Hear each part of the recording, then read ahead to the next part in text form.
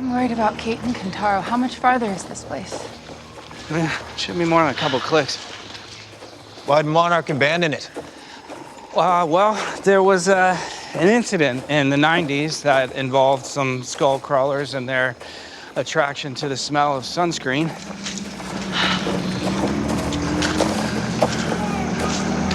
Monarch have any other personnel on the island? At the moment, just us. Wait, I have an idea. Isabel wants us back in base. Can this thing go any faster? If there's an actual road. Do you know how much Kong weighs? I mean, we don't know exactly, but somewhere between 70 and 90,000 tons. You know what happens when you get stepped on by something that weighs 90,000 tons? Jesus! Hold up! You giant monkey and it's on a rampage! And you guys are so...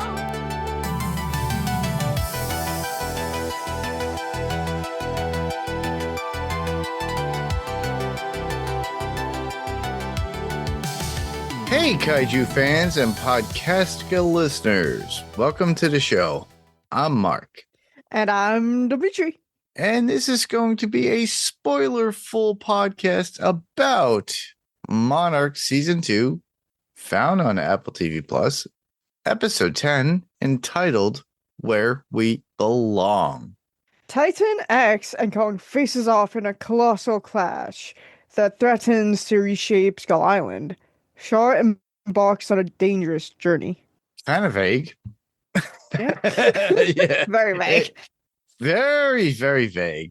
But we get a lot of fun while watching the episode, everybody. We get a lot of people coming together, falling apart, and as well finding new things about other people that we didn't know within the show about who they are. And one of which, to me, was Tim, and we'll get into that later on. Another would be of Kay or Keiko and Shaw's, their particular, what you say, their kind of history or story. History, bond, story, somewhere around there. Yeah, exactly. So, yeah, there's so much going on within this particular thing as well, this episode, as well as Kate and her feelings with a particular Titan at this point within the show, and her connection to that, how it kind of relates to the, I'm going to say, the Heisei era of Godzilla back And in Gamera. the day. And Gamera. Yeah. Yeah, that there's like so much that is Toho based within this that is very, very much connected. So Dimitri and I will be going through this when we discuss this particular episode. So with that, we pretty much catch up to where we left off last episode, and we get the rift that Kay and Shaw find out that is Grand Central Station at this point.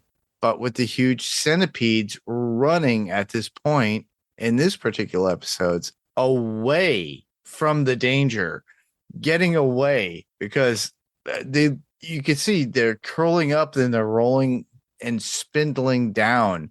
And even Keiko goes, they're running away. They didn't even pay any much attention to us. Mind you, where everything on Kong Skull Island, guess what happens? They get eaten. Yep. They want to kill you. One looked at Kay and said, I'm going to go. And he just keeps rolling on. And I was like, oh, okay. This is interesting. Like, oh, food. Nope. Yeah. And they both, Shaw and her, realize we have to go from and follow them because whatever is chasing them is the problem. And it's like literally the danger. And I was like, oh, okay, that's pretty cool. Yeah, and I think one other aspect is when the chopper is playing the Skullcrawler roars to lead Kong. Yes. They're like, huh, I never heard that word before, and that little detail just makes it all the more better for me. Yeah, it was a weird thing, and it was also to entice Kong at the same Yeah. time. So Kong is on the hunt due to the calls of what they would have from like these Titans to attract him to Titan X to get this battle. Yeah, and the fact that they added the detail of Shaw and Keiko not knowing what the skull crawlers sound like is pay attention to detail. Yeah, chef's kiss to that point. It's like, yes, mwah, yeah, it's like they don't realize that because they're not part of that world. They don't know. And they're like, oh, but Shaw and Keiko know. It's like, oh, they're utilizing something to attract this. And they think, oh, it's for Titan X, but it's like, oh, it's going to attract something else, which is Kong, because this is his island. At this point, this is his domicile. This is his home. He's going to be like, oh, I got to eradicate whatever's coming my way. And I thought that was pretty cool. And I love how they got clued into that for this particular episode. Then we go ahead. No. Go ahead. Another little word build that I like is Tim's like, yeah, I mean, skull crawlers, because I'm pretty sure the outpost that Isabel's group commandeered, well, abandoned outpost, was the outpost 33. And Tim's like, oh yeah, skull crawlers attacked it in the 90s. Apparently it was because of a scent of sunscreen. Sunscreen or what was it? Axe body spray or something like that too? No, it was sunscreen. Oh, okay. Yeah, I remember sunscreen. That was mostly bored of it. I was like, oh, Axe body spray? Oh, it's like, oh, that's a Marvel reference of Iron Man. It's like I threw up one of the chats I have with my friends, and I was like, and then I just wrote ... I'm sorry ... the set of sunscreen. I'm like, what was in that sunscreen? Exactly, right? It's probably because it's not earthly based and something that they know. So these beings are like, yeah. It's like, oh, you smell wrong, so I'm gonna eat you. Yeah, that got me. Well, like that got me a little bit of a chuckle out of me. It's a good chuckle, and it's a good way too. Honestly, it kind of hinders to back and references back to the Heisei series of Godzilla, or even Toho at that point, because they use those references at times during that time. I think it also puts on a level of realism, because that has been known for modern animals to be attracted by stuff that they shouldn't be attracted to. Yeah, like it's like, oh, I'm not supposed to be attracted to this, but I am. Pretty much almost like if you look at any superhero shows that are strange, I've been doing a rewatch of Heroes myself from back in the early 2000s, if you'll remember that show. And Siler always is in reference of like knowing other people's powers and smelling them or feeling them and going that way. It's the same situation with Titans. They know it's like, oh, this is odd. I have to go to it. I have to destroy it. Or like accumulate it at some point. And to me, it's like, oh, okay, good. So yeah, that's where I'm at with my heroes. I'm at season 4 right now at my rewatch just for fun, because I think the first 4 seasons of Heroes was great. The last one, and like if they did go into season 6, it didn't do well. But it was a really solid show, and honestly, I think it kind of fell apart at the time when the writer strikes Oh, started yeah. happening towards the end. And if they ever came back with it, I will go back and gladly go back to it Mhm. because there are other shows that did do that same thing. There were other shows that just fell apart during that time that came back with, hold on, here's a season just to give you something. I want that again. I really do. But, you know, if you guys are fans of like I am of Heroes, go watch it. Have fun. You know, the first 4 seasons is solid. After that, it falls apart. But I do love the characters. I do love the actors and everything else that's going on within it and the stories. But that's why we like this show, because these characters have their own story and path. And Apple TV Plus is doing that with this particular show with Monarch Legacy of Monsters season 2.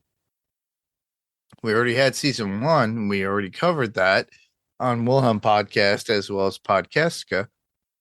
But right now we're actually just covering season 2, and this is the last episode of the season. Everybody. Yep. There's one thing that I do love to say.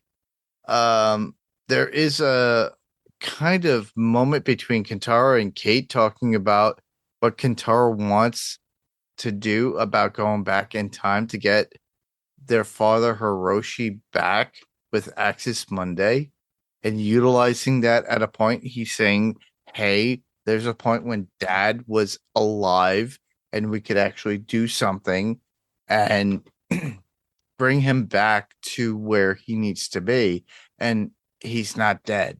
And Kate really can't wrap herself around that because she knows with timelines and everything else that it's going to screw everything up.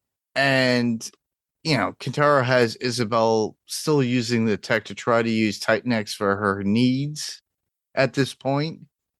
And Shaw and Kay realizing that the call from the helicopters, as you said before, are to attract Kong and Titan X at the same time during this. How did they get that literally within 5 minutes of a show to culminate within a scene all this information that we're able to keep up? Yeah. It just boggles my mind. It's mind bottling. My mind's in a bottle. Everybody. So but it's so funny. But the thing is we still continue on with the episode, and we continue on, and then we get Tim's discussion about, like you mentioned it before, in the 90s, the Axe. Well, I mentioned it, the Axe body spray. He did mention that too. I did cite that specifically. And sunscreen called attention to a crew in the 90s to Titans or other things that are on Skull Island. And I would love to see that scenario. I would love to have a take back or a flashback of that moment. Yeah. If they do a Monarch flashback of these certain scenes, that would be amazing. Hey, Apple TV Plus, please give us that. That would be amazing. I would love to see that. But then Tim and his crew taking the Jeep from the Apex people and just hijacking them was so amazing. It was like, oh, yeah, by the way, we're taking your rig. This scene made me love Tim so much.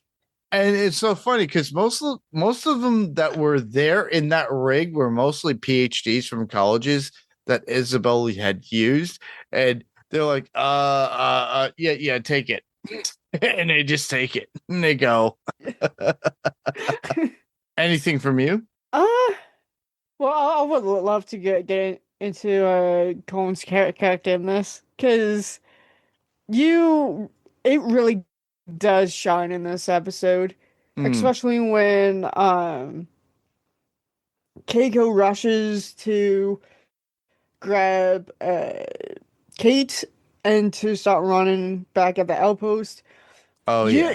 You see Kong when he's down glancing over to those two and saw some of X's tentacles going towards him, and he just grabs him and just pulls him away from them. It really you have to suspend your disbelief at that point because of all the interaction and everything that's going on. The action is like they're gonna die because of like the tentacles and everything getting in the way, and them trying to get to that outpost at that point to get undercover at that point. It's next to impossible. Yeah, but you gotta suspend your disbelief at that point. Yeah, I get it. Yeah, and it really shows like Kong, almost no matter what humans are on the island, he automatically goes into protective mode with them, and I just love it. Yeah. I just love seeing that, because that is what Monsterverse Kong is from the beginning. Yeah. Like we seen that with a native Gia, and then we also seen that with non-natives like Weaver from Skull Island. And I think this sort of characteristics does shine more when he's on Skull Island, because there's more humans that and that would he's more aware of them, you're saying? Yeah, he's more aware of the humans that are involved, but he's trying to be more careful about what he does. But also Titan X doesn't understand that because it's lashing out because of its own implants or its own genetics or its own life, its own discovery of itself. It's I believe it's the implants because they did sort of like make it go like start to overload and have constant feedback loops that's causing even more agitation and aggressiveness, as well as just being frustrating. She can't get her egg at all. But they also were like Apex was actually pushing that envelope at that point. Yeah, they were pushing her to the point to extremities at that point to like be more forceful and tactful. And there was a certain point during the fight towards the end where the egg was exposed and Kong actually understood what was going on and let Titan X do what it needed to do, which was very, very key because it understood. Kong knew that Titan X had to go back to Axis Mundi because that's where it belonged. But the thing was that he is so aggressive with his tactics, just like Godzilla is at times too. But it's just like, oh, hold on. I have to be understanding and respectful at this point. Titan X gets the egg at that point, and it's clutching and holding it. And within this time, during the fight, that's when Kong realizes, oh crap, I'm doing the wrong thing. I'm attacking a mother protecting their child. I got to get them back to where they were. But it also resolves into the story of, or it involves the story, I should say, of Keiko and Shaw, and knowing where the Axis Monday or the where the jump is, where the Titan can expose and go to. Yeah, and I have like this little headcanon that that when Kong sees her with the egg and her bowing her head, and he clearly sees an egg. I had canon that he flashbacked back to when he was an infant, because in the comic Birth of Kong, Yes. he, after he was born and all that, like minutes after he was born, he witnessed both of his parents dying to the skull crawlers. Correct. So I think he had like, oh, she was doing what my mom did. Huh. Well, there you go, madam. Sorry about that. It's a little meta. Yeah, it is. But yeah, just God, yeah. This episode was filled with a lot of emotion, a lot of resolving, a lot of realizing certain things amongst the characters, as well as the beasts. Everybody, the Titans themselves have learned a lot, because you can see it on Kong's face when he's like sitting up there and resting and watching Titan X having to move. But they're moving in the wrong direction. But I mean, I don't blame her. Yeah, exactly. She's kind of disoriented at this point too, and she's got an egg. Her got scrambled a little bit. Yeah, she got beat up too by Kong. I have a triple star thought in my notes saying here about Shaw stating that Kay and Kate are pretty much the same in how they react and how they do things. Yeah. So I thought that was pretty cool within the episode. I have this little quote that I have here. The apple doesn't fall too from the branch with how she is. And that's literally Kate from Keiko. And Shaw and Kate talk about how Kate is sensitive to Titan X. So we get that realization of, oh, yes, finally it's out there. The Miki Segusa kind of connection to a Titan or a monster, as it were. Back in the for those of you who have not been following us, we kind of referenced the Heisei series of the Toho series, where Miki Segusa was very much like she could sense certain things about Godzilla. Who else? There were other characters, even little Godzilla at certain points. And she had interactions with that particular little Godzilla. With Kate, she has a sensitivity towards Titan X. So it's like, oh, now it's like, and Shaw's like, oh, now you tell me about this? I love that. Because, like, why did you tell me earlier? And she should have been like, because you went off before we came back. Yeah. There wasn't any time to tell you. Exactly. And then we get Shaw talking to Kay about the time he was in Axis Monday and how he guided his older self or younger self back then. And Kay is not happy with that, because literally Shaw could have saved her, and she said that you could have taken me out of that whole situation. And he had to actually explain to her the reasons why he couldn't do it. Yeah. And Kay is not happy about it. She is upset. And then, of course, Shaw felt that things should have happened the way they should have been from the past, because that's where they are today. And if he changed it, it would have been an alternate timeline. And we're going to get old. trippy, whippy, timey-wimey Oh, yeah. stuff, everybody with like different timelines and all this other nonsense.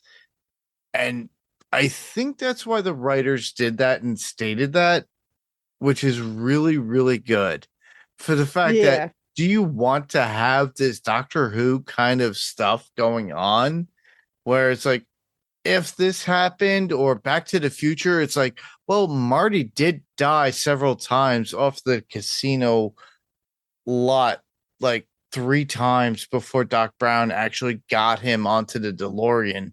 Or how many times did, like, Marty died? Or it's like there's so many what ifs, what would happen. This was plain, succinct, and perfect to explain this is the reason why we need to have this here for this particular timeline for you.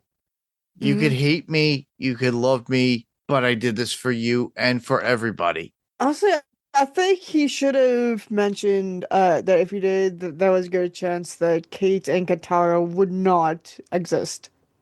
That is a possibility too, because like we wouldn't have G-Day and have Kate acknowledging that losing her loved one at that point, Kentaro having his own world too from Hiroshi. Billy would still be in the timeline at this point. Yeah. It would be a whole flip-flop. And everybody be like, oh, yeah. So we have to be continuous. So Shaw was doing what would be considered as the direct aggravated way of doing things. Yeah. Or to make it work for this particular timeline, or he could have gone the complete opposite and then screwing up the whole timeline, and there'll be a whole different branch.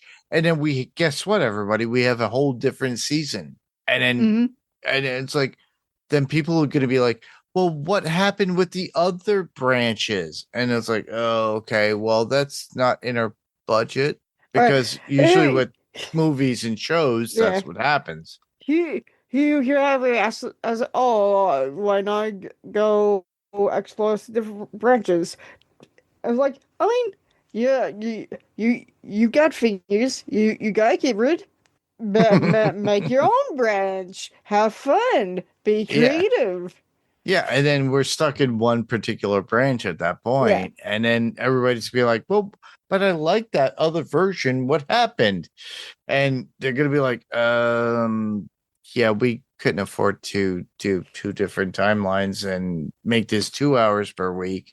So it makes sense. It works within the continuity of the show as it is, which makes sense. Honestly, they cut it off. They literally cut off that branch. I hate saying that, everybody, but it's the truth. Yeah, and I mean, we will love to see the other branches.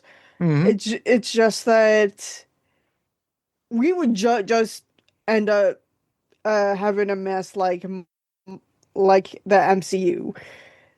And so it's better to leave the exploration of other branches to other writers, or heck, maybe even like fan film stuff and whatnot. Yeah. I've seen a ton of those. Honestly, I really do I love fan films. I do love fan films too. I started watching way back when it was Troopers, and it was supposed to be like cops with stormtroopers back in the like early 2000s or late 90s at that time, and I thought it was pretty cool. Guys all dressed up, and the 501st and all those people. I thought it was amazing. You can have those. Guess what? You guys can do that too. You could actually do your own fan films too, by the way. And technically, since it's like a multi string theory verse thing, it would technically be canon. Mhm. Technically. Technically. All right, let's move on. I love the fact that we got Shaw acknowledging to Kay to get her grandkids. He actually Yeah. says, we need to get your grandkids. And Yeah. it wasn't something that we've been talking about over the past season. It's never really been acknowledged. Mm-hmm. You need to get your grandkids. And I was like, oh my God, he actually voiced it. Yes, finally. It was something that I've been looking forward to. It's like, oh, okay. Now she's going to feel like, oh crap, I'm old. Yeah, I've been waiting for that the whole season. But she has to be there for them. And that's the most important part. And this Mhm. is more of a family-based show, as screwed up as it is. And that's what I have within my notes, everybody, because it Yeah. is a screwed up family. Oh yeah. It's fun, interesting, and adventurous all in one. Oh yeah. H.G. Wells would love it. um one of my favorite scenes is definitely when when X is starting to go back through the rift. She pauses and then Kate, it's like it kind of mirrors the scene between Medicine and Mothra in King of the Monsters. But in this time, Kate actually makes contact with a piece of X, which shows sort of that connection between X and humanity, and Kate. So Kate is sort of like the Gia and the Cizawa to X in a way.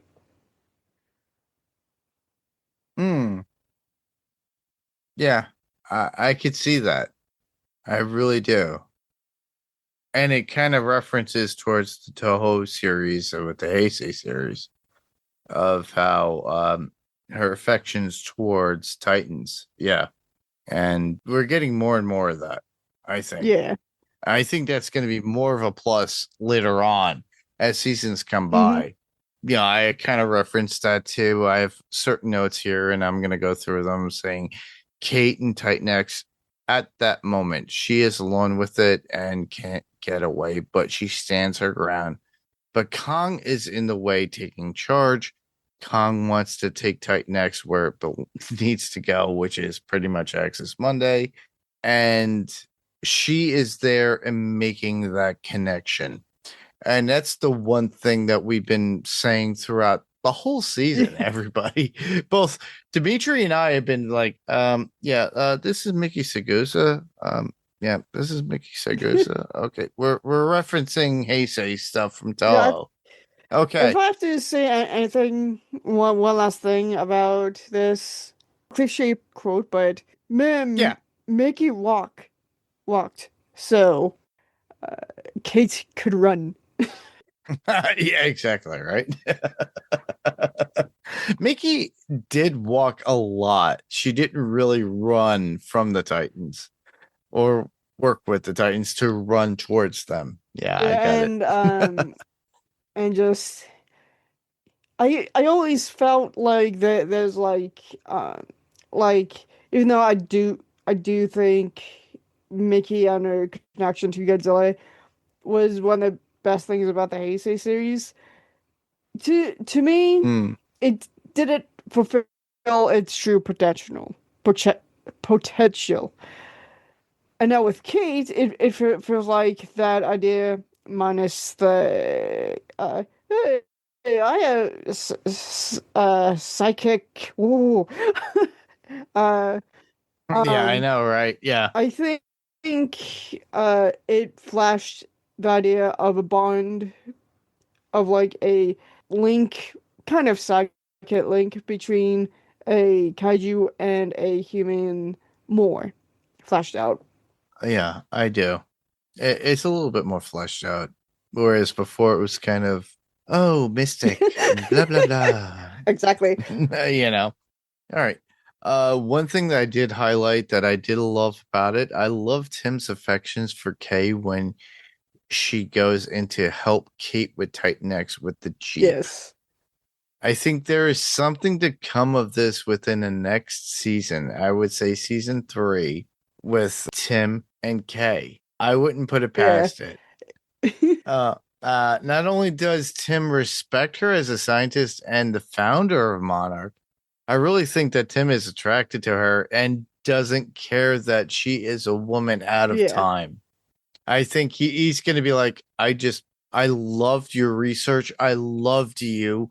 Oh my God, you're right in front of me. And damn, you're exactly who you were from the 50s. Now I can love you. It's just who you are, you know?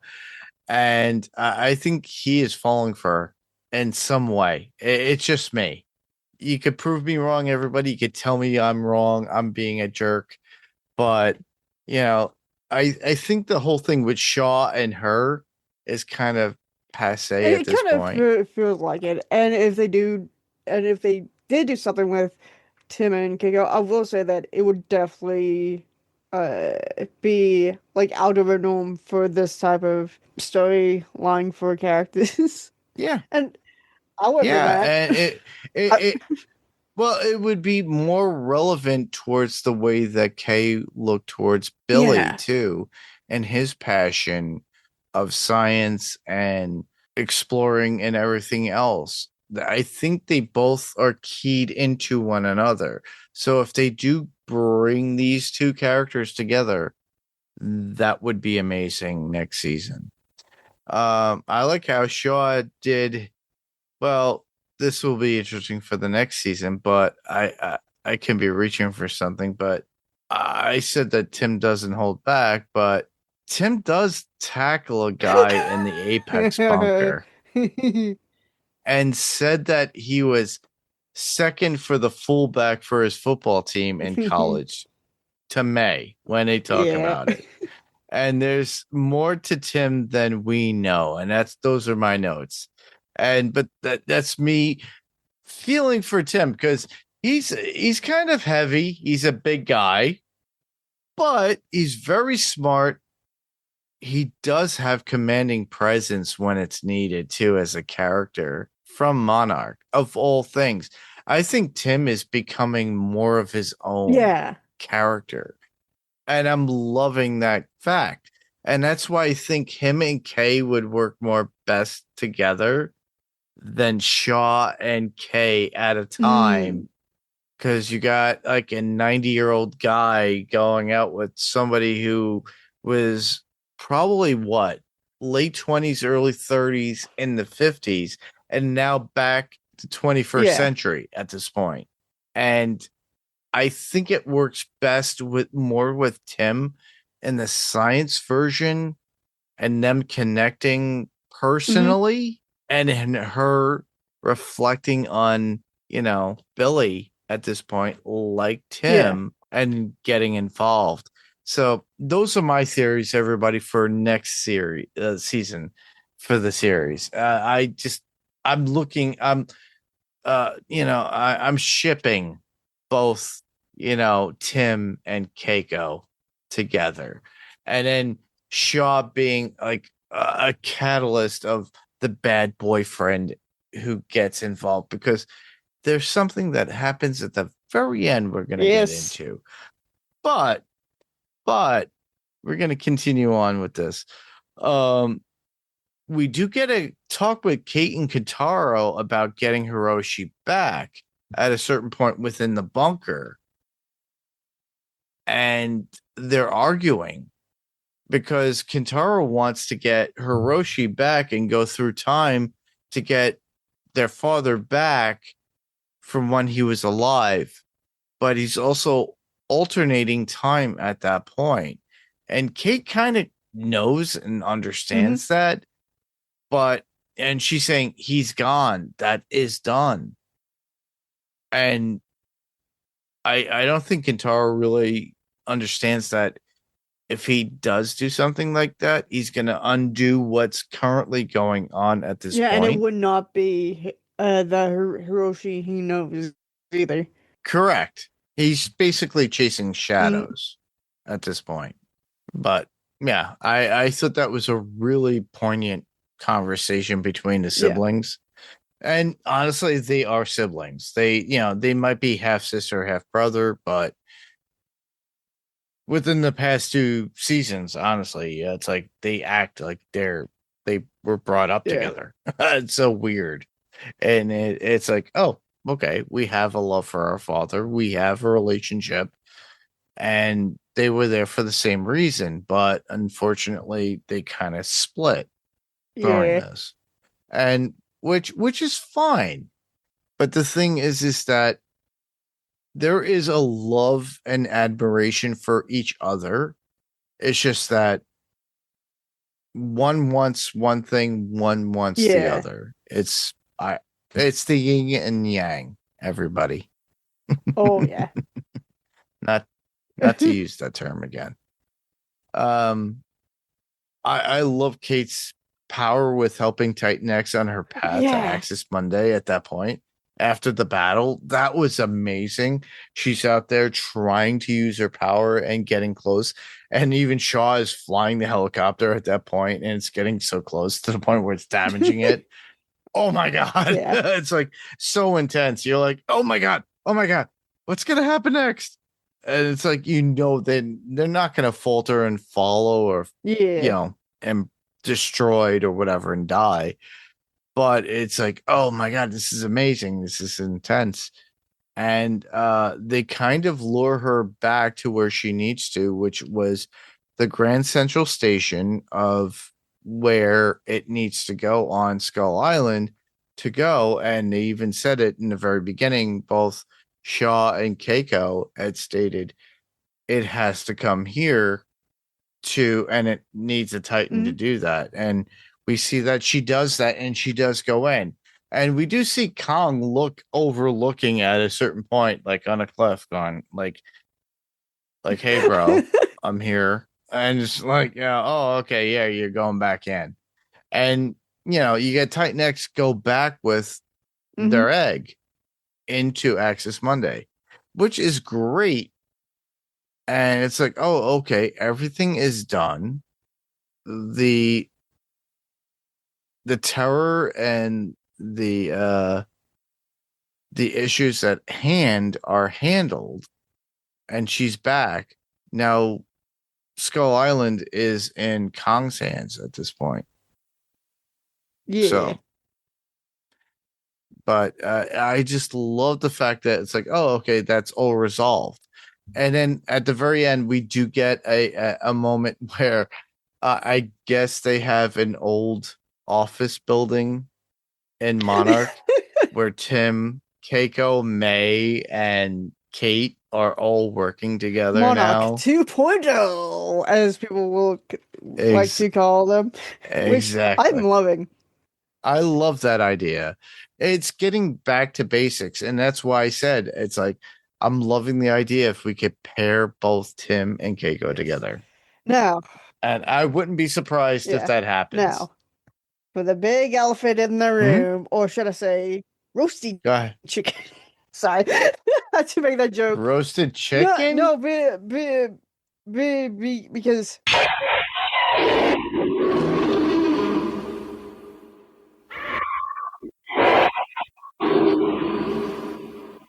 because people like call him like stupid bird. So yep. Yeah, we kind of see Shaw kind of like going on his own mission and wait, is it Thailand or Taiwan? And no, I think it's Taiwan actually. I think it is Taiwan. But we do get more of this character here. Now, mind you, everybody, what you're hearing now is more of Rodan from the 60s era. Yes. Or a mix of even the early 2000s. But my attitude is when was the last time we saw Rodan? 15 years ago? Final Wars? Yeah. It was Telly and Godzilla's Singular Point. Okay. I am glad that you corrected me because somebody had said it was like No. 15 years ago. I'm like, when was No, it that? was in. Yeah. I can only remember from what I remember from the Godzilla series. And that was Final Wars was the last time we got to see I mean, Rodan. it was the first time we saw classic Rodan, but overall, no, it was in Singular Point a few years ago. Oh, okay, cool. But the thing is that we do get Rodan back. He's told, and people have scars, they got burns and everything on that. Shaw is determined, and he goes up this mountain to the point where, and at the very end, it's behold, Yeah, there he is. It's funny Rodan. because when I was watching it, I'm like, okay, he's in this place, and then I saw smoke billowing up after Shaw leaves the others, in the distance. I'm like, is there a volcano? And then it cuts to Shaw walking. I'm like, why is he going to a volcano? Oh, and it's funny because after I when it was happening, uh, in my childhood, I'm like, wait, what the holy shit! If either of you are free, Yeah, I know, right? I'm in the VC. We're talking about this. Yeah, I know. I mean, honestly, it's either one of two things. It is a second Rodan, or it is the same Rodan. This would be 2 years prior to his first official appearance in 2019, included in universe. So, if it is the same Rodan, it's possible that the other volcanoes are sort of connected via magma channels and whatnot. Axis Monday? And Axis Monday. Yeah, like, so either he just swims through the channels and over different volcanoes, or or there's a rift in Axis Monday in Isla de Mara's volcano. And if it's a second Rodan, then it would be the 26, like 70 years since we see two adult Rodans in live action in the same movie. Almost like Gaios at certain points too, right? Yeah, and people will say, "Oh, but it still breaks the canon," and it's like, does it? Because there's no Monarch presence in Taiwan, and no one's. I don't think the people there would be like, "Oh yeah, we have a giant flaming bird in our volcano."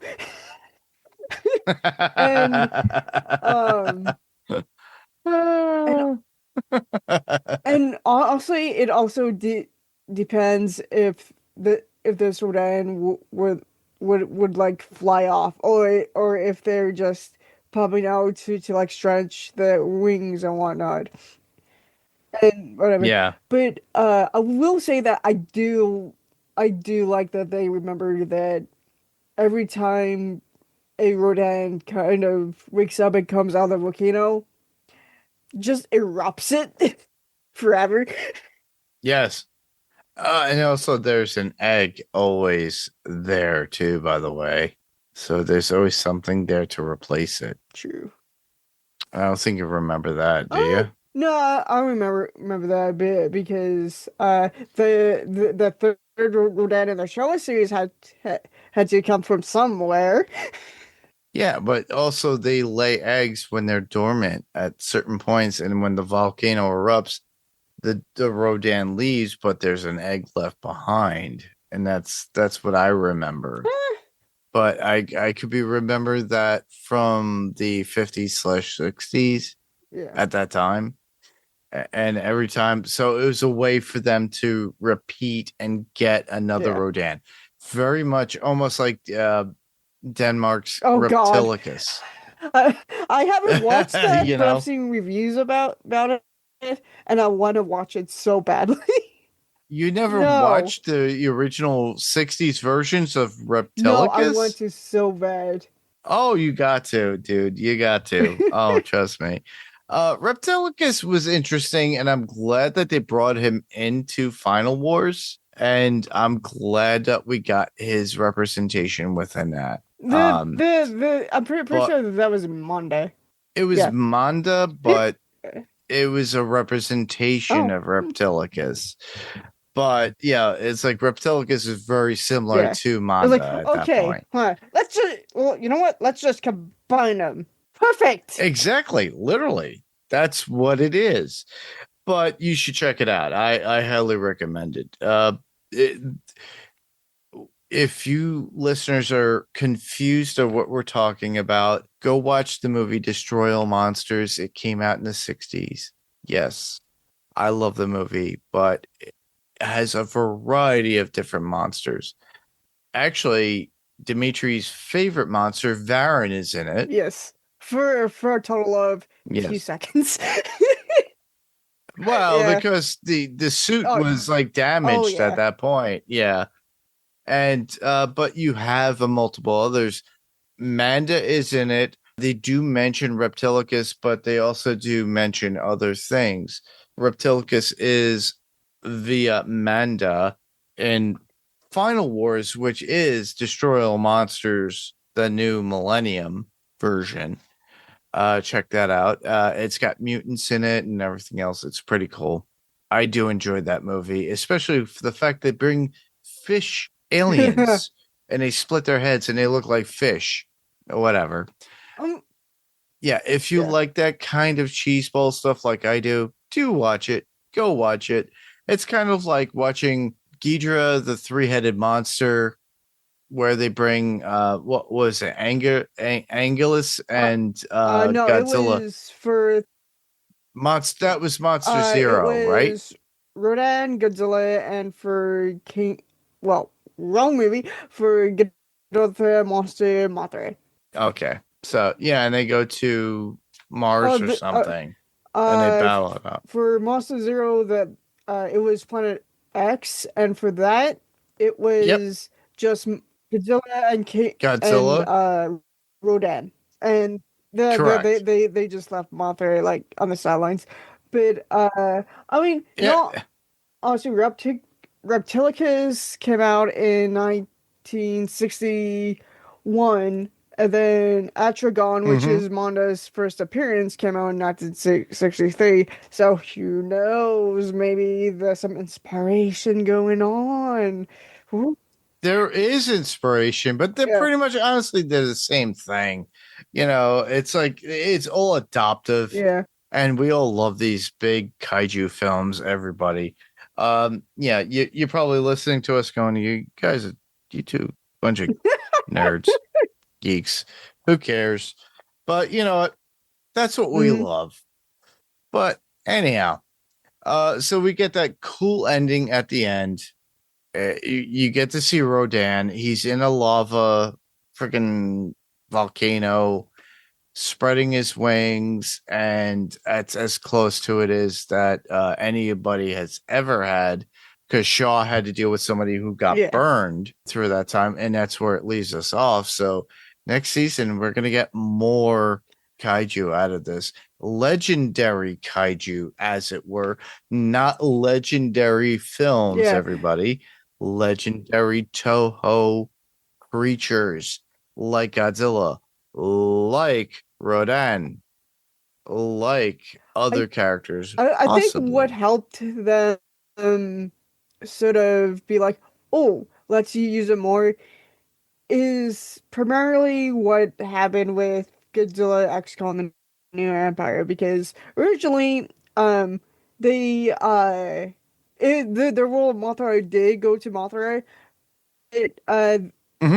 But they didn't know if they would be able to get the rights to her.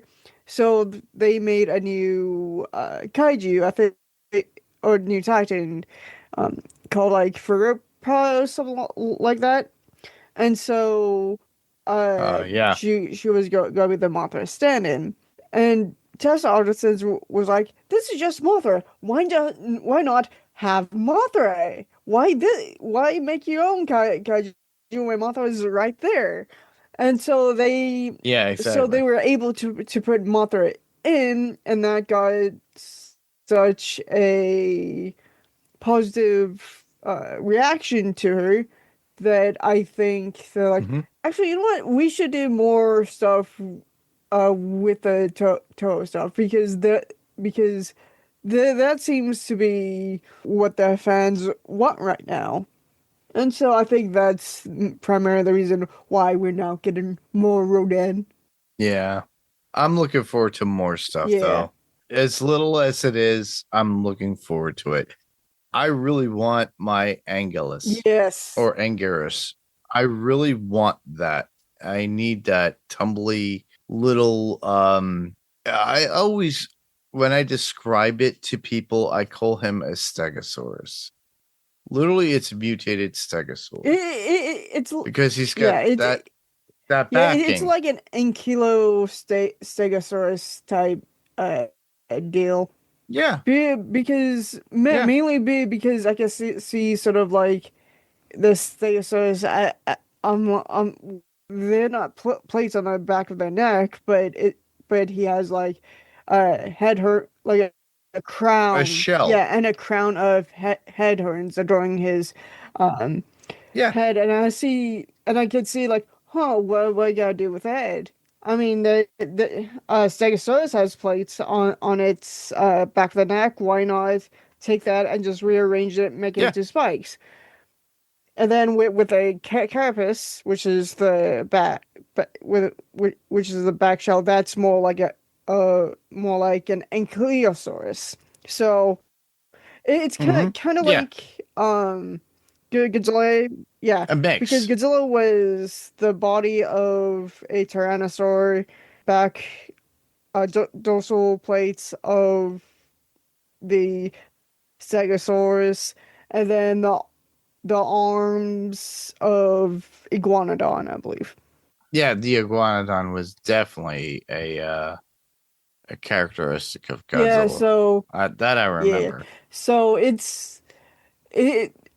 so they totally love taking design inspiration, make an amalgam of all these things. Yeah, I know that. It's amazing. The things that we could always discuss, things that you could actually discuss at a Godzilla convention, everybody, whether it be in the West Coast or in Japan. So for those of you who are aficionados like us, I can't afford to go. I can't either. But I like watching it on YouTube. So I just watch. I love watching the costume representations they do. I mean, I love the panels that they do show when we get them on YouTube. It's amazing. There's kind of a con up in New York, Kaiju Brooklyn. Yeah. Kaiju Brooklyn is kind of fairly new, right? Yeah, it's been around for how many years? Like, I know it's less than 10. It's definitely less than 10. I think they They started it in like the 2020s, early 2020s, I want to say. Oh, wow. I got to look into that myself. I really want to get into that again, just to go and have fun. Look at the stuff and see what people have with costumes, just to discuss and have fun. That's the whole point. I love the Heisei. I love the Showa era. I love the Legendary era too. I do not hate everybody. I do not hate upon every different era. You have those that are like, I'm strictly Showa. I'm the Showa era. Yeah. That's it.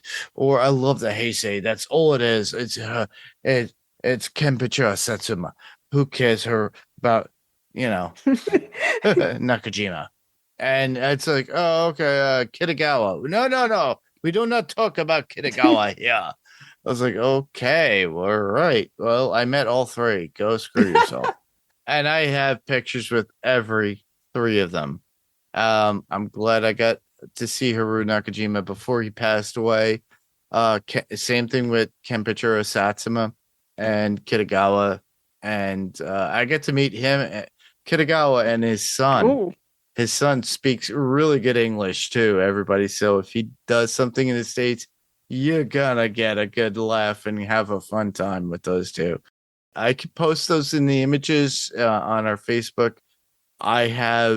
It's got to be about 7 or 8 years ago that I got to meet them all at a Chiller Theater convention, and it was amazing. And I had to have them sign everything that I had, especially the picture of me and Nakajima and Satsuma back in 1997 when I had hair. And they signed it, and I have a fractured, like, the glass with the picture and everything with it signed. I have the signature, and I sent that up, and I have that now, and I held that in my apartment. And I had a girlfriend over, and she looked at me, she goes, "Who are these Asian guys?" I'm like, "These are the first two guys who played Godzilla. What the hell is wrong with you?" It's like, okay. I love Godzilla. I have a Godzilla popcorn holder right here. Oh yeah. Yeah, Dimitri's a little bit upset about that. I got the it was at Alamo Draft House had put out a popcorn bucket of the original Heisei Godzilla. It's wide-eyed. No, I think that might have been like I think that's actually Showa. But yeah. It's towards the end of Showa, I think. Yeah, the way it looks. But, I don't put popcorn in it, everybody. I just, I have it there, which is pretty funny. And I leave the mouth open. For Halloween, just make a Abra claw. I just stick it in there and have it be like biting down on the claw.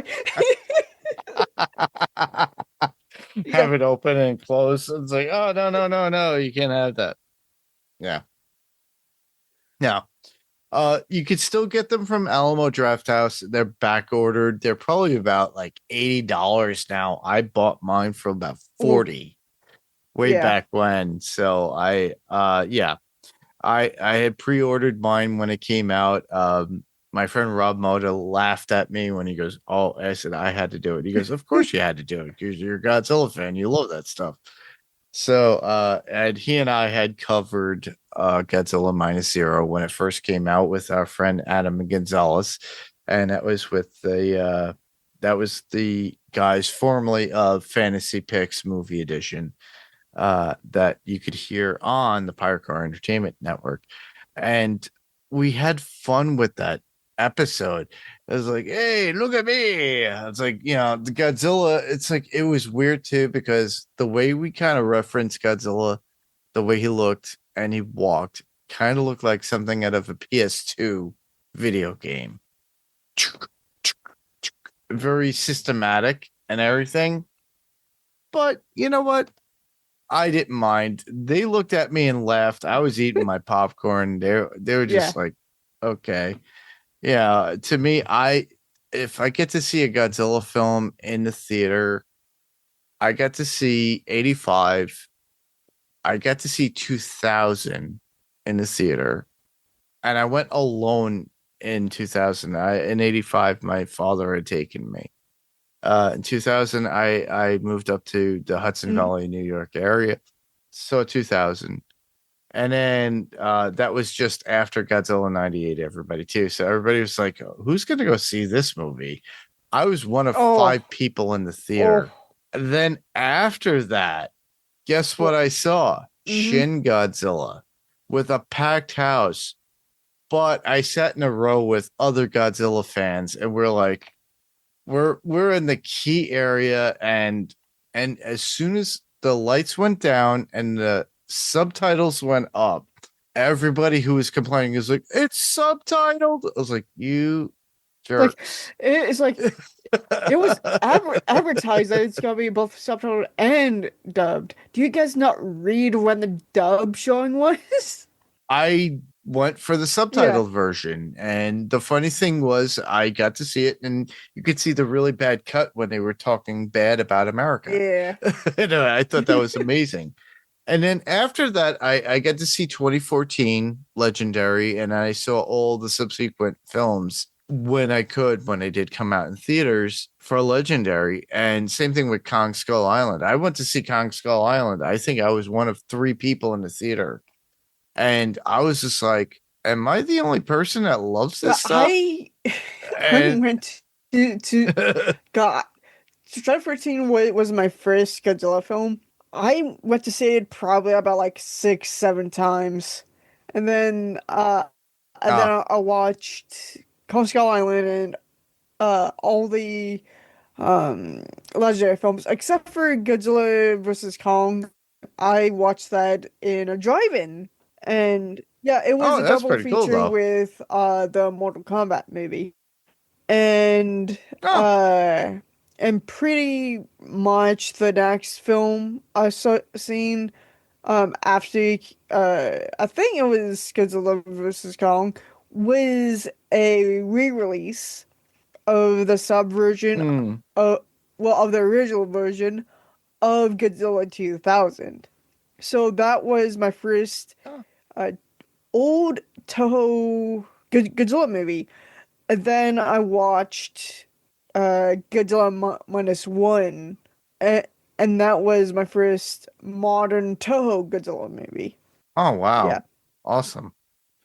I love seeing Godzilla Minus Zero in a theater. Both me and Adam Gonzalez and Rob Moda, we saw it together, and I was glad I got to see Yeah. it with friends.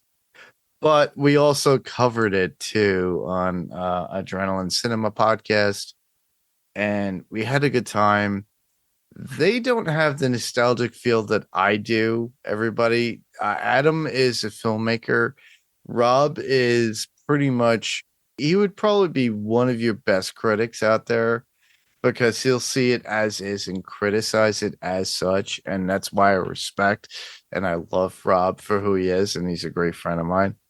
And the thing is that I love the idea of having diverse friends Yeah. who have these things and say, we're going to go see this stuff. As soon as Godzilla minus zero comes out, not minus one, minus zero, when that comes out, I'm going to go probably see it with them both. Yeah.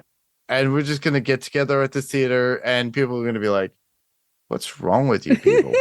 And it's like, yeah. And they're like, oh, look at him. He's the one that's wearing the Godzilla shirt, meaning Yeah. me. And Adam would be like, I just do films in my own house. I do independent films. And then Raul would be like, I just like what I like. And if you don't like it, piss Yeah. off. Which is great, too. I'll probably be watching it with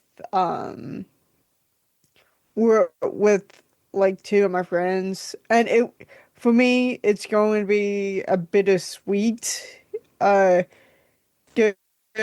film to view because minus one was my older brother's favorite Godzilla film ever. Yeah. And he's not here anymore as of 2024, and it's going to be really hard watching it because of that. Yeah, I know. Now, have you watched Minus Zero subtitled and dubbed? Yes. Like watched the. Okay, all right. I recently watched it dubbed, and I'm like, why am I watching this? It's out of most dubs of Godzilla films, it's probably one of the best because yeah, it is one of the best based upon content and how it is words versus dialogue within the film and script. Yes, I do agree with that because if you watch older versions of Godzilla films, Godzilla versus Gigan, Godzilla versus Hedorah and stuff like that, they're all different when it comes to the yeah how it's scripted out, especially with Jet Jaguar. It's like, oh my goodness. Or if you really want to really disturb yourself, go watch an Inframan movie. If you ever remember Inframan. I've seen clips of it. Oh, I used to love renting that back in the early 80s. And my mother would be like, why are you renting this movie again? And then on top of that, I would get Japanime stuff that's out there that we get through our local rental places because you had Battle of the Planets, but you also had others. And my mother would be like, I rented for you this, but I didn't realize it was this violent. And I was like 11, and she was like, what the hell is going on here? I was born in 72, but the fact is, it's like, wow, oh my God, Japanese animation is so far advanced than what we get on Saturday morning cartoons. What's going on here? You know? Yeah, I remember like renting like at least I know two Godzilla movies. I remember one being Godzilla versus Mechagodzilla. So I'm Which like version? 70 The 60s? 74. Oh, okay. And The Return. and I'm like about the same age as you were, or even a little bit younger. And I'm like sitting here watching Godzilla becoming a blood sprinkler. Yeah, I know. I'm like, oh God, Godzilla, no. What are you doing? Yeah, I honestly think we should bring back the VHS and the box art because some of the box art was either cool or what the heck is this? Why is that not the right Godzilla suit? Why is that not right the Kong suit? Right Kong Exactly. Kong Yeah. suit? Or Why yeah. is it the Well, yeah. 70s? Well, this is something that we will Yeah. discuss. We're going to take about a 2 weeks break before we come back as regular Kaiju Cast, and Dimitri and I will get into a roundtable, let's say, of something that we're going to discuss about either all kaiju or something very specific. We'll let you guys know with that when that comes out. This is where this is springing up. This is where I wanted to go towards the end of this episode of Kaiju Cast for episode 10. As far as the episode, did you have any quotes for the episode? No. Okay, I only had a couple. One of which came from Shaw to Keiko regarding his not getting involved in Axis Monday. And he goes, and her trying to rationalize why he should have talked to her, got her out at that point. And he goes, okay, that's a lot of could haves. And that's literally what it was. And it's like your brain could go scrambled eggs at that point, trying to go get around that. One of which was another one from Shaw to Kate regarding her able to talk to Titan X and work it out, and her relief of like getting Titan X to follow them through the helicopter and getting Titan X to that point to get to Axis Monday or to go into Axis Monday. Yeah. And he goes, well, welcome to the family. Yeah. And to me, that was really poignant. It's like, it's like, welcome to the family. You are already part of this family. We already know it, and that's about it. But other than that, I have no other notes regarding the episode itself for Monarch Legacy of Monsters Season 2, Episode 10. What about you, Dimitri? So it was a great finale. Awesome. Kaiju news, the only thing I have is there's a lot more out there on YouTube when it comes to Godzilla marathons, everybody. Do your search. They will be subtitled, everybody. They will be classic Godzilla films. Do so. Same thing on Tubi. Guess what? HBO/Max, the app, you will have a lot of Godzilla films. I fell asleep the other night to, guess what? Godzilla 1984. And then and I woke up, guess what? Into the middle of the night, into Godzilla versus Biollante.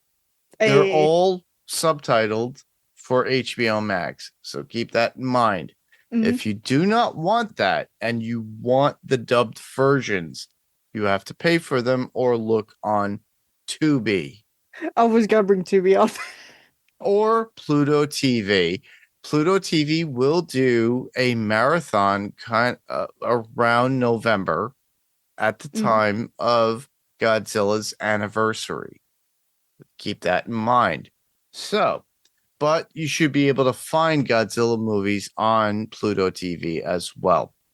It's part of the sci-fi channel style or whatever they use. So check that out. Just to give you a little information, if you want to know where to find Godzilla stuff, that's where you find it. All right. Podcast recommendations. Dimitri, anything that you are following or highly recommend that you are not involved with? The Spotify version of the podcast, Talking Tremors, because I'm pretty much more or less the co-host now for the live show of Talking Tremors. So go on Spotify and type in Talking Tremors, and you'll have Levi talking your ear off about the franchise. She goes, the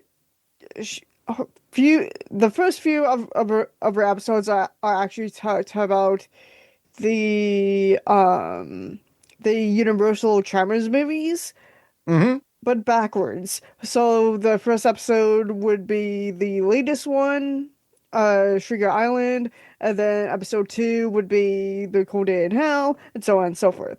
She also goes over some of the stuff that was not meant to be created, like the script for Kevin Bacon's Tremors series that was filmed, was pitched, but was never greenlit. Yes. She also goes over the unmade monsters of, I believe, either Tremors the series and or Tremors 2. Interesting. My sister actually worked on the original Tremors at one point. Oh. Yeah. Ooh.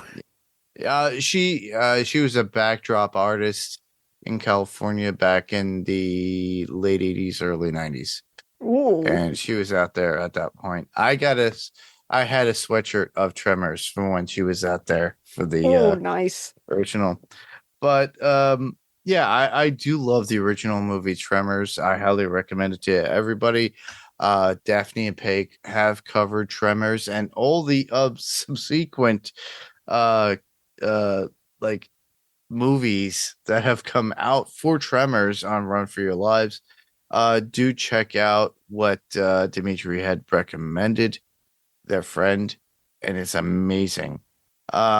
I would like to recommend, they're not really podcasts, but my friends at the Grim Life Collective, that would be Emily and Jessica, as they continue their world on YouTube with the Grim Life Collective and bringing you literally movie sets and scenes and areas of where they filmed films, as well as hauntings that are out there. You could also check out Sean Clark. And Sean Clark is the manager of celebrities for, conventions and whatnot. But Malfunction on YouTube, check him out as well. He has a huge collection of movie memorabilia. Check him out. He's really cool. He's a really cool dude. And then on top of that, we got to give a shout out to somebody I haven't talked to in a long while, but he's a really good friend. Every once in a while, he'll reach out to me in a message board, and I got yelled at every once in a while. That would be the one and only Kevin Smith on Smodcastle Cinemas. So check out Fat Man Beyond, as well as all the other podcasts on Smodcastle. So check that out. Just go to smodcastle.com. Well, we're at the end as well, even more so. Where can listeners hear us? So, Dimitri, where can I hear you? You can hear me on my largely kaiju focused, but not limited to kaiju, uh, channel Godzilla Kaiju. And I have my own show called Kaiju Rambles. And last weekend, we actually celebrated the 70th anniversary of the 1956 US cut of Godzilla King of the Monsters with Ooh. Raymond Burr. Oh, And wait. Hold on. You did the Raymond Burr version, or did you do the original? Raymond Burr, because it was the 70th anniversary of it. Okay, so it was, oh, yeah, because it's 72 years old now. So Yeah. it's 70. All right. So basically, you got the Americanized version that you're covering. Yes, and like went over like the possible impact that it had, and how it probably that probably helped Godzilla to be kickstarted into what it is today.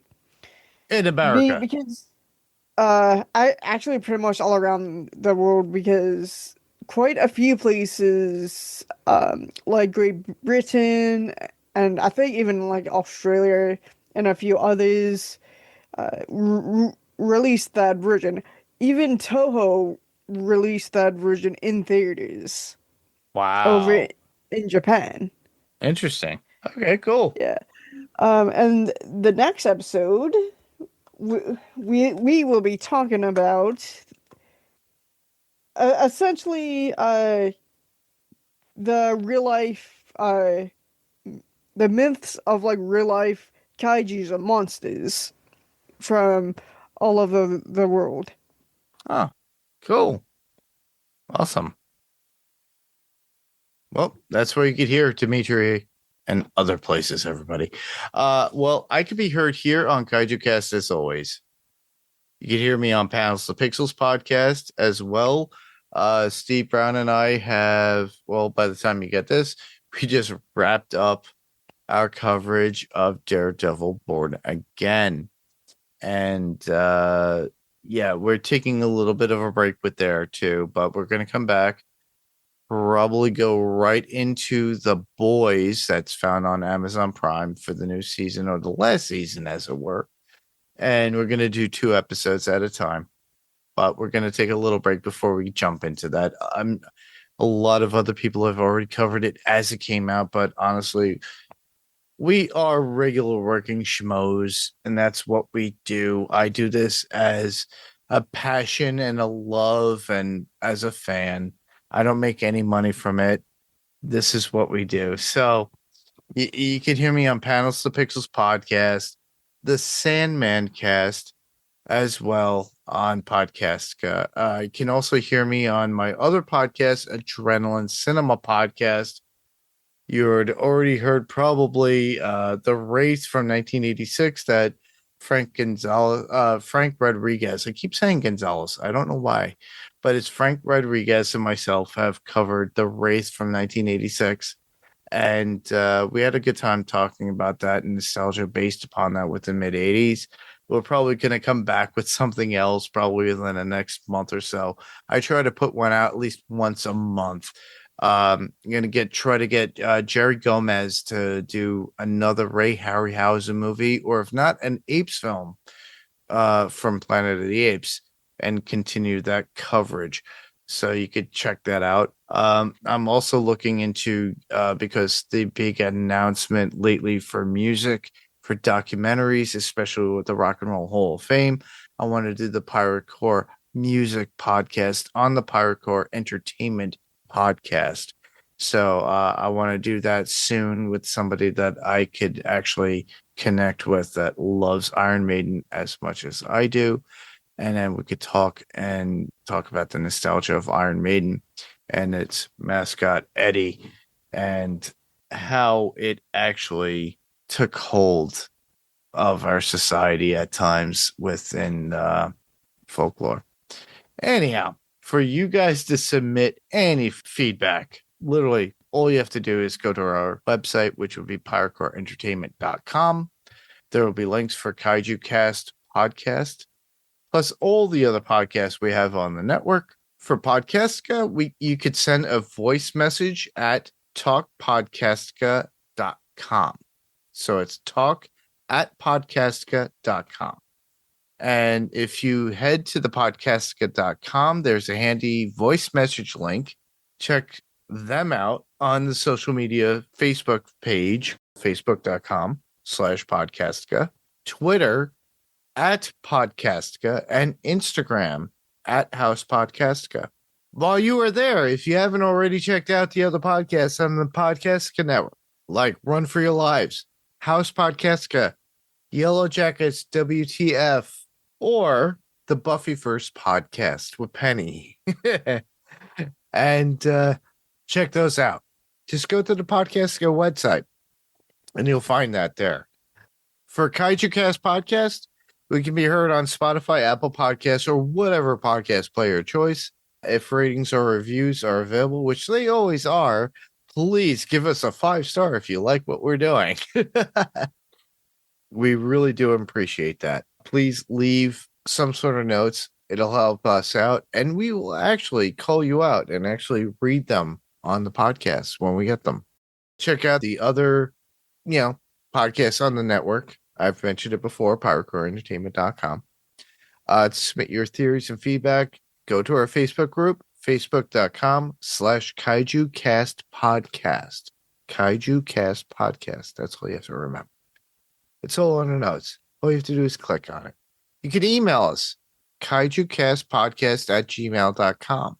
We can be found on Instagram @kaijukast_podcast. We can be found on YouTube as well. I get messages that way just the same. All you have to do is search for Kaiju Cast Podcast. Just give us a thumbs up and like the most recent episode if you like what we're doing. Subscribe, ring the bell so you'll be notified, and that way you'll be aware of what we're doing the next time we're on YouTube. So next up, well, what we'll be covering, we'll let you know, because honestly, Monarch Legacy of Monsters Season 2 is over. And that was it. That was the final episode. But we will be coming back to you more with more kaiju stuff. And I hope you roar for us for that. Or if you don't like that roar, we have more roars going on. As well as this one. And he'll keep going, everybody. Keep going. Like I said, he just keeps going. He shall never stop. He shall never stop. I will have more effects later on too, by the way, down the road. I actually found an old version of some classic WAV files of Monster Roars from the Toho series. So we will fill that within our legacy of talking to you. But with that, that was our episode. And I just want to thank everybody for listening, because we've been going at this for over an hour and a half. And you're probably like, why are you guys still talking? But I could go longer. We all could go longer too. Yeah, Dimitri and I could keep we could be here for like 3 hours and drinking and having a good time. And I mean, I went like 6 hours, so I could keep going and going and going. Exactly. Do you realize too that there's a Godzilla kind of game that's coming out as well? Yeah. So there's a board game or even Dungeons and Dragons style kind of game that's going to be coming out. So that's something for you guys to tap onto. We'll talk about that next time when we come back. How's that? So with that, that was our episode of the Kaiju Cast Podcast. And I just want to thank everyone for listening. I'm Mark. And I'm Dimitri. Don't get stomped on, everybody.